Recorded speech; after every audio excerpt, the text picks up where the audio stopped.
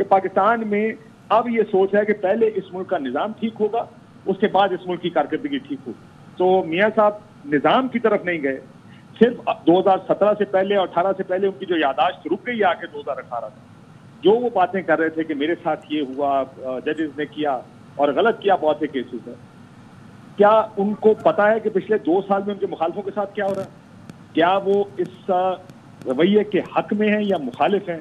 کیا وہ جو باتیں کر رہے تھے کہ تھرڈ فورس کون تھی، لانے والا کون تھا، میاں صاحب کو بھی لانے والے کوئی اور ہی تھے۔ Senior anchor person Kashif Abbasi ہمارے ساتھ موجود ہیں۔ کاشف، پارٹی صدر بننے کے بعد نواز شریف کا پہلا خطاب کیسے دیکھ رہے ہیں آپ؟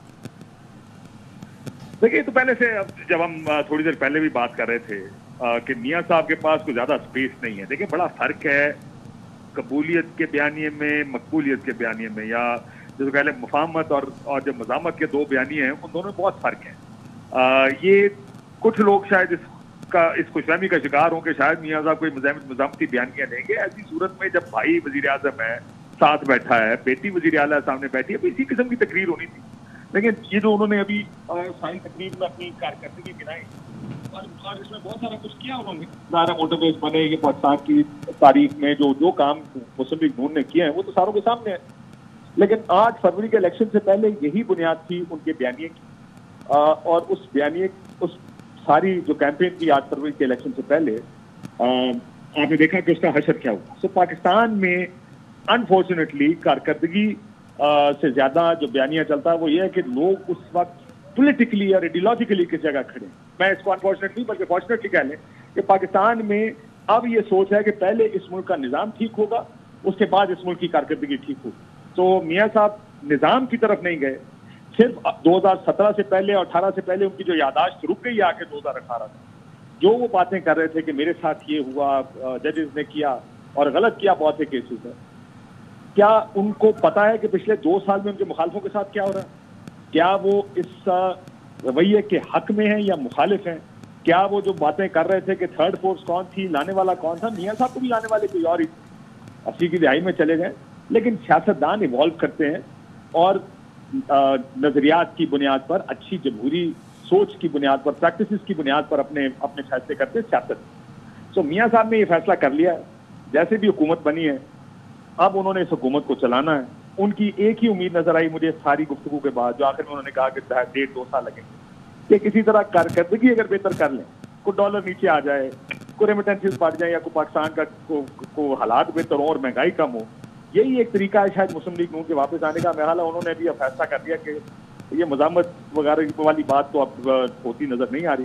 تو اب دیکھتے ہیں کہ آگے اس کے کدھر جاتے ہیں۔ بس مجھے آج کی تقریر میں ایک اور تقریر کرتی، اور دونوں شہباز صاحب بھی اور میاں صاحب بھی عمران خان صاحب کو تانے دے رہے ہیں، ایک ایسے شخص کو تانے دے رہے ہیں جو جیل میں بیٹھا ہے 1 سال سے، جس کو 30-40 سال کی سزا ہو چکی ہے، اور کیسے اس کے خلاف تیار کیے جا رہے ہیں، اور پوری کی پوری سیاست آج بھی مسلم لیگ نون کی وہ عمران خان کے گرد گھومتی ہے۔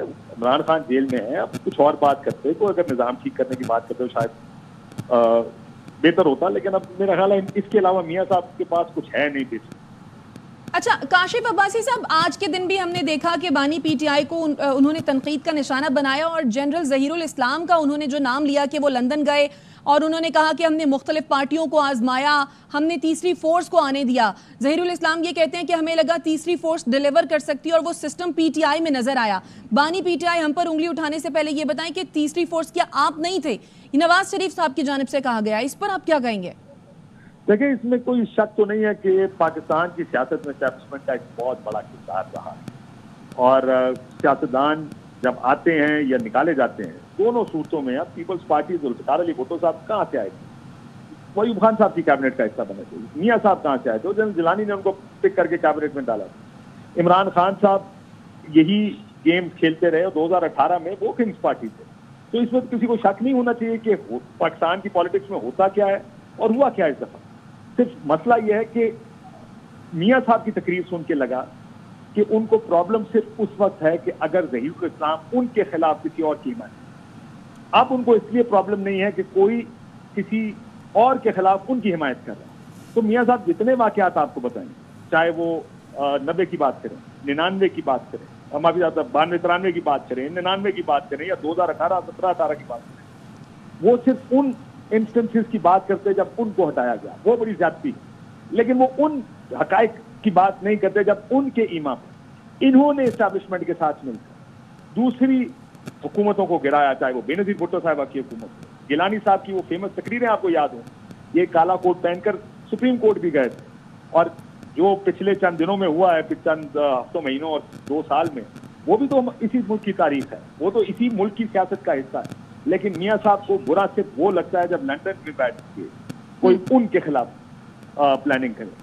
उनको ये बिल्कुल बुरा नहीं लगता अगर वो लंदन में बैठ के किसी और के खिलाफ प्लानिंग करें किसी से मिलके। उनके ख्याल में ये जायज है, क्योंकि मियाँ साहब यानी हमारी पॉलिटिकल इलीट का ये प्रॉब्लम है बाय एंड लार्ज कि उनको अपने खिलाफ चीजें बुरी लगती हैं, अपने हक में हुई चीजें बुरी लगती हैं। ठीक है, काशिफ अब्बासी साहब आपके वक्त का शुक्रिया। नवाज शरीफ मुस्लिम लीग नून के बिला मुकाबला सदर मुंतखब हो गए। जनरल काउंसिल इजलास से खिताब में उन्होंने कहा कि शहबाज शरीफ ने कहा, भाई से बेवफाई के सिले में मिलने वाली वजारत उज़्मा को ठोकर मारता हूँ। शहबाज शरीफ ने कभी बेवफाई नहीं की, जेल तक गए मगर कभी उफ नहीं की। सियासत अपनी जगह पर, लेकिन शहबाज शरीफ से ये रिश्ता हमेशा कायम रहेगा। मरियम नवाज को भी मुबारकबाद देता हूँ कि कड़े वक्त में पार्टी को मुतहर्रिक रखा, जेलें भी काटी। मरियम नवाज ने हर इम्तिहान में वो पूरा उतरी हैं। वो वक्त भी देखा जब मैं जेल में था, मरियम मिलने आई तो मेरे सामने हथकड़ी लगाकर उन्हें ले जाया गया। हमजा शहबाज ने बहादुरी और जवांमर्दी से जेल काटी, कभी उफ तक नहीं किया। कई मौके आए लेकिन शहबाज शरीफ ने कभी भी भाई से बेवफाई नहीं की। जनरल काउंसिल इजलास में मौजूद तमाम लोगों ने कुर्बानियां दी, सब पर फख्र है। राना सनाउल्लाह, साद रफीक ने कौन कौन सी सख्तियां हैं जो बर्दाश्त नहीं किया। आज यहाँ पर पार्टी की क्रीम और क़यादत बैठी हुई है। हनीफ अब्बासी, इसार, एहसन इकबाल, ख्वाजा आसिफ ने भी बड़ी मुसीबतें झेली। शाहिद खाकान अब्बासी ने भी मुसीबतें झेली हैं। शाहिद खाकान अब्बासी ने 1999 में मेरे साथ जेलें काटी, कभी उफ नहीं किया। जावेद लतीफ़, निहाल हाशमी, अहचीमा, यूसुफ अब्बास ने भी जेलें काटी हैं। उन्होंने कहा कि अल्लाह शहबाज शरीफ और मरियम नवाज का हाथ पकड़ा है, अल्लाह बरकत डाल रहा है, आप हिम्मत करें। हमारे लिए शायद 1.5-2 साल मुश्किल के होंगे, आप पूरी मेहनत करें, अगले 3 साल खुशहाली के होंगे। मैं नून लीग का सदर बन गया हूँ, आपने फिर मेरा साथ देना है। उन्होंने कहा कि बहुत उतार चढ़ाव आए लेकिन शहबाज शरीफ इस्तेहकाम के साथ खड़े रहे और पार्टी इम्तिहान पर पूरे उतरे। मेरे और शहबाज शरीफ के दरमियान रिश्ते में दरारें डालने की कोशिश की गई। आफरीन है मेरे छोटे भाई शहबाज शरीफ, डोले नहीं, मेरे साथ खड़े रहे। खुशी की बात है कि शहबाज शरीफ ने अपनी जिम्मेदारी मुझे मुंतकिल की है। सियासत अपनी जगह पर, लेकिन शहबाज शरीफ से ये इस्तीफ़ा हमेशा कायम रहेगा। उन्होंने कहा कि शहबाज शरीफ ने कभी बेवफाई नहीं की है, जेल तक गए मगर कभी उफ तक नहीं की है। शहबाज शरीफ ने कहा कि भाई से बेवफाई के सिले में मिलने वाली वजारत उज़्मा को ठोकर मारता हूँ। मुस्लिम लीग नून की जनरल कौंसिल का इजलास हुआ जिससे नवाज शरीफ खिताब कर रहे थे और आज नवाज शरीफ नून लीग के बिला मुकाबला सदर मुंतखब हुए और 6 साल के बाद साबिक वज़ीर आज़म नवाज शरीफ नून लीग के एक बार फिर पार्टी सदर मुंतखब हो गए हैं। और ख़िताब करते उन्होंने कहा कि बहुत उतार चढ़ाव आए लेकिन शहबाज शरीफ इस्तेहकाम के साथ खड़े रहे और पार्टी इम्तिहान पर वो पूरे उतरे। नवाज शरीफ ने कहा, टांगें खींचने का सिलसिला 1947 से आज तक जारी रहा। ये मान लेना चाहिए कि हमने अपने पाँव पर खुद कुल्हाड़ियाँ मारी हैं। 1990 में वजारत उज़्मा संभाली, उस वक्त खलल ना आता तो आज गुर्बत, बेरोज़गारी ना होती, आज पाकिस्तान खुशहाल तरीन मुल्क होता। मेरे ज़माने में डॉलर 104 पर था, यकीन करें डॉलर 50 रुपए के लगभग होता। पाकिस्तान तरक्की की रफ्तार में सबसे आगे होता। 1990 में नहीं जा रहा, अगर जाऊंगा तो बहुत कुछ कहना पड़ेगा। हमारी कौम की याददाश्त कमज़ोर है, उन्हें भी पता लगना चाहिए, कौम को याद होना चाहिए मैंने क्या किया और उसने क्या तबाही की। आटा 35 रुपए फ़ी किलो, रोटी 4 रुपए, चीनी 50, पेट्रोल 65 रुपए फ़ी लीटर, डॉलर 104 का था, सोना 50,000 रुपए तोला था, सब्जियां 10 रुपए किलो मिलती थीं, बेरोजगारी का खात्मा हो रहा था। हमारे हाथ में कोई कशकोल नहीं था, अपने जोरे बाजू और वसाइल से सारे काम किए। दहशतगर्दी का खात्मा हमने किया, कराची का अमन बहाल किया, पाकिस्तान में मोटरवेज हमने बनाई हैं। 1947 से लेकर 2024 तक किसी ने मोटरवे बनाई? अगर किसी ने मोटरवे बनाई है तो दिखाए। इस मुल्क में लोड शेडिंग का खात्मा हमने किया। हमारे दौर में स्टॉक मार्केट उरूज पर थी, सी पैक उरूज पर चल रहा था, ज़र मुबादला के ज़खायर बुलंदियों पर थे। पाकिस्तान की खुशहाली सिर्फ 4-5 लोगों ने छीनी। बेटे से तनख्वाह नहीं ली, आप घर जाएं। ऐसे फैसले किस मुल्क में होते हैं? पाकिस्तान के सिवा किसी और मुल्क का नाम ले जहां ऐसे फैसले होते हैं।